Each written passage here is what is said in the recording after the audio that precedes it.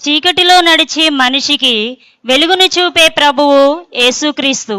ఆయనే మార్గము, సత్యము, జీవమును అయి ఉన్నాడు. యేసు ఎవరో తెలియని ఒక యువకుడు విజయ్ జీవితంలో ఎన్నో మలుపులు తిరిగి ఎన్నో మార్గాలు అన్వేషించిన తన ప్రశ్నలకు సమాధానము దొరకలేదు. విజయ్ ఎన్నో తప్పులు చేశాడు. మద్యానికి బానిసై దొంగతనాలకు అలవాటు పడి తన జీవితాన్ని నాశనము చేసుకొని తిరుగుతూ ఉంటాడు. అలా తిరుగుతూ ఉన్న సమయంలో విజయ్కి ఒక సువార్థికుడు తారసపడతాడు.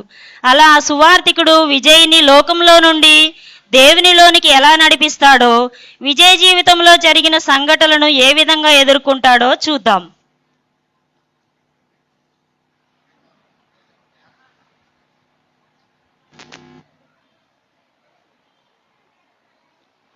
వందనాలు బ్రదర్. చెప్పండి. మీరు ఏదో ఆందోళనలో ఉన్నట్టు కనిపిస్తున్నారు. అవును బ్రదర్. మనము చేసిన తప్పులకు ప్రతిగా యేసుక్రీస్తు మన కోసం సిలువలో మరణించారు. ఇదే సత్యం. ఇదిగో ఈ కరపత్రిక చదవండి. విజయ్ హృదయంలో ఏదో లోటు ఉంది. అందుకే యేసుక్రీస్తు తన కొరకు మరణించినట్లు తెలుసుకొని నమ్మలేకపోయాడు. తన లోటును తెలుసుకొనుటకు యేసుక్రీస్తు ప్రభు తన హృదయంలో చోటు ఇవ్వాలని అనుకుంటాడు. ఒకరోజు అతను ప్రశాంతత కోసం ఒక చర్చి దగ్గరకు వెళ్ళాడు. ఆ చర్చి లోపల పాస్టర్ జాన్ ప్రార్థన చేసుకుంటూ ఉంటారు. చర్చి లోపల ప్రవేశించిన విజయ్ ఇటు అటు చూస్తూ ముందుకు వెళ్ళాడు. లోపల పాస్టర్ గారు ప్రార్థన చేసుకుంటూ ఉంటారు. వందనాలు బ్రదర్. చెప్పండి. అవును, నా జీవితంలో సంతోషం లేదు సార్. నేను ఎన్నో పాపాలు చేశాను, చేయరాని తప్పులు చేశాను. దేవుడు నన్ను క్షమిస్తాడా? దేవుడు నిన్ను క్షమిస్తాడు బ్రదర్.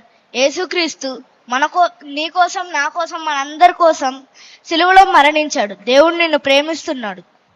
నాకు మార్పు వచ్చేలా ప్రార్థించండి పాస్టర్ గారు. ఓకే నాయ్, మోకరించు. అలాగే విజయ్కి ప్రార్థన చేస్తారు. అప్పటి నుండి విజయ్ క్రమం తప్పకుండా చర్చికి వెళ్ళేవాడు. కొన్ని నెలలకు తను పూర్తిగా యేసుక్రీస్తును తెలుసుకుంటాడు.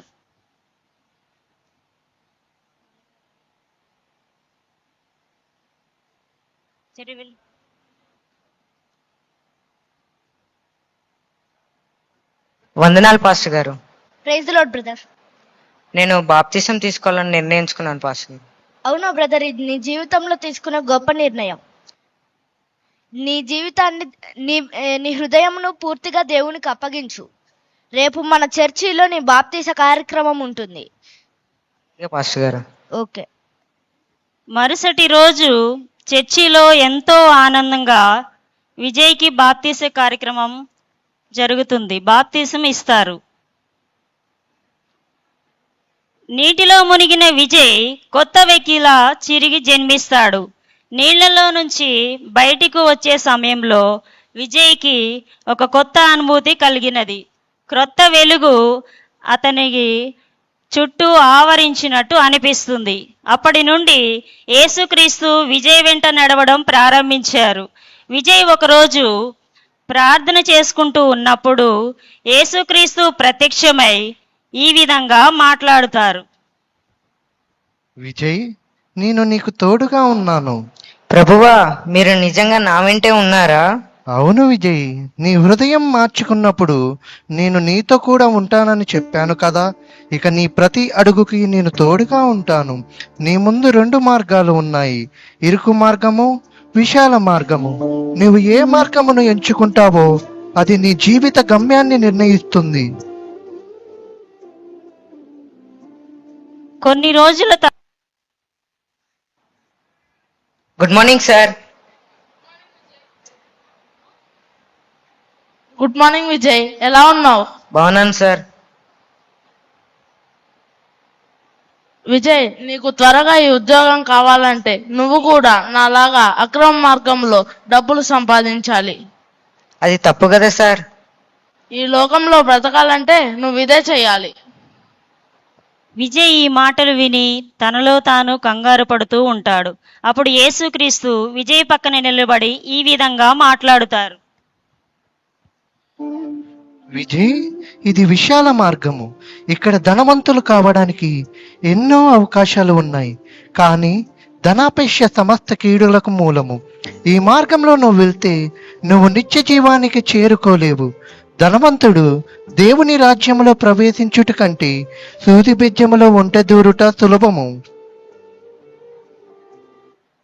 క్షమించండి సార్, నేను ఈ ఉద్యోగాన్ని చేయలేదు. నేను నిజాయితీగా జీవించాలని నిర్ణయించుకున్నాను.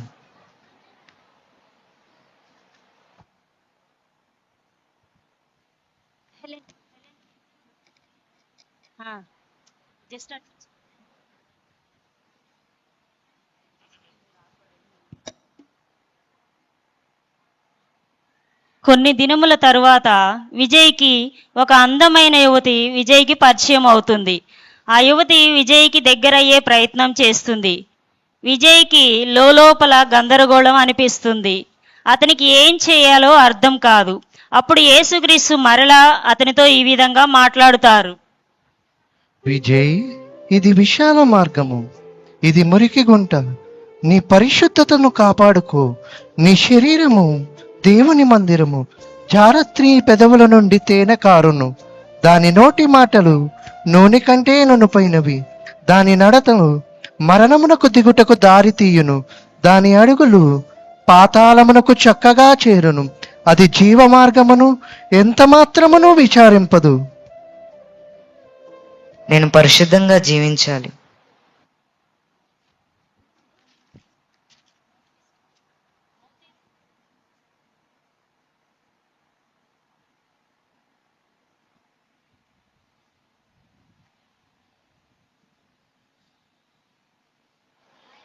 హాయ్ రా విజయ్, హాయ్రా. ఏం చేస్తున్నావు ఇప్పుడు? ఏం లేదురా, బాగున్నావా? బాగున్నాను. అప్పుడేమో నీ దేవుడి కోసం అన్ని ఉద్యోగాలను వదులుకున్నావు. నేనేమో అన్ని ఉద్యోగాలను యూజ్ చేసుకొని ఇప్పుడు ధనవంతుణ్ణయ్యాను. ఇల్లు, డబ్బు, ఆస్తి అన్నీ ఉన్నాయి. నీకేమో ఉండడానికి మానాలతో దూషించి బాధ పెడతాడు. అప్పుడు విజయ్ కోపంతో ఊగిపోతూ తిరిగి అతనిని ఏ విధంగానైనా దెబ్బ కొట్టాలని తన మనసులో అనుకుంటాడు. అప్పుడు మరలా యేసుక్రీస్తు తనతో ఇలా మాట్లాడుతారు. విజయ్, ఇది విశాల మార్గము. కక్షలు, క్రోధములు, పగలు తీర్చుకోవడం సరి అనిపిస్తుంది, కానీ నా మార్గం క్షమించమని చెబుతుంది. శత్రువులను ప్రేమించు, క్షమించు. అప్పుడు నీ హృదయం స్వచ్ఛంగా ఉంటుంది. కీడుకు ప్రతి కీడునకు చేయవద్దు. కీడు వలన జయింపబడక మేలు చేత కీడును జయించును. సరేలేరా, మరలా కలుద్దాం. సరేరా. విజయ్ లోపల రగులుతున్న కోపాన్ని తీసివేసి తన స్నేహితుడిని క్షమిస్తాడు. మరికొన్ని రోజులకు విజయ్కు ఒక మంచి ఉద్యోగ అవకాశం వస్తుంది.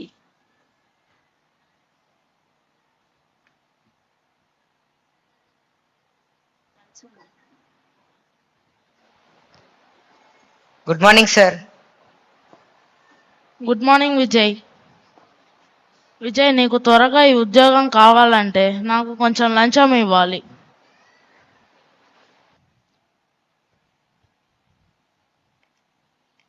విజయ్, ఇది విశాల మార్గము, సులభమైన మార్గము. నన్ను వెంబడిస్తే నా పైన నీకున్న నమ్మకానికి పరీక్ష ఉంటుంది. నీవు నన్ను విశ్వసిస్తే నేను నీకు నిత్యమైన ఆశీర్వాదం ఇస్తాము. లంచము పుచ్చుకొనకూడదు. ఏలయనగా లంచము జ్ఞానుల కన్నులకు గుడ్డితనము కలుగజేయును, నీతిమంతుల మాటలకు అపార్థము పుట్టించును. నన్ను క్షమించండి సార్, ఈ ఉద్యోగం నాకు వద్దు. నాకు నిజాయితీగా ఉద్యోగం వస్తేనే చేస్తాను.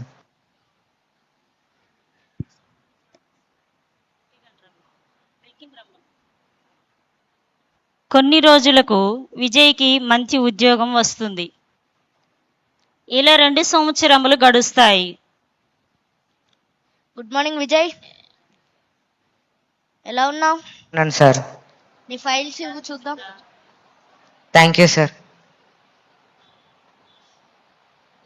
విజయ్ అనేక శోధనలు ఎదుర్కొంటూ ఉంటాడు. సార్. కానీ ప్రతి సమయంలో యేసుక్రీస్తు ప్రభువు అతనికి తనను చేరే మార్గాన్ని చూపిస్తాడు.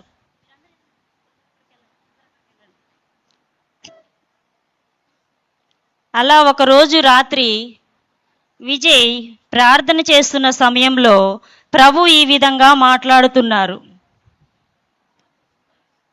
విజయ్, ఇది ఇరుకు మార్గము, సంకుచితమైనది, ఎప్పుడూ సులభము కాదు, కానీ ఇది జీవ మార్గానికి నడిపిస్తుంది.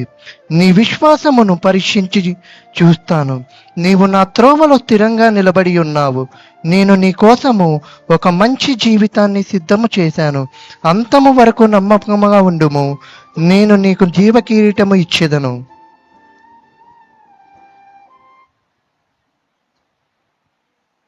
కరపత్రికలు ఇవ్వాలి వాళ్ళకి. అప్పటి నుండి విజయ్ ప్రభువులో స్థిరపడి ఇతరులకు యేసుక్రీస్తు ప్రేమను తెలియచేస్తూ నమ్మకముగా జీవిస్తున్నాడు. Praise the Lord. పరిశుద్ధ గ్రంథములో ప్రభువు పలికిన మాటలు ఏవి అనగా, ఇరుకు ద్వారమున ప్రవేశించుడి, నాశనమునకు పోవు ద్వారము వెడల్పును, ఆ దారి విశాలమైనదై ఉన్నది, దాని ద్వారా ప్రవేశించువారు అనేకులు. జీవమునకు పోవు ద్వారము ఇరుకును, ఆ దారి సంకుచితమునై ఉన్నది, దాని కనుగొరు వారు కొందరే. సంకుచిత మార్గము జీవానికి నడిపిస్తుంది, విశాల మార్గము నాశనానికి నడిపిస్తుంది. ప్రియమైన దేవుని పిల్లలారా, ఇరుకు మార్గాన్ని ఎంచుకొని నిత్య జీవానికి మనమందరము వెళ్ళాలి అని మా చిన్న ప్రయత్నము. అందరికీ వందనాలు. అందరికీ వందనాలు.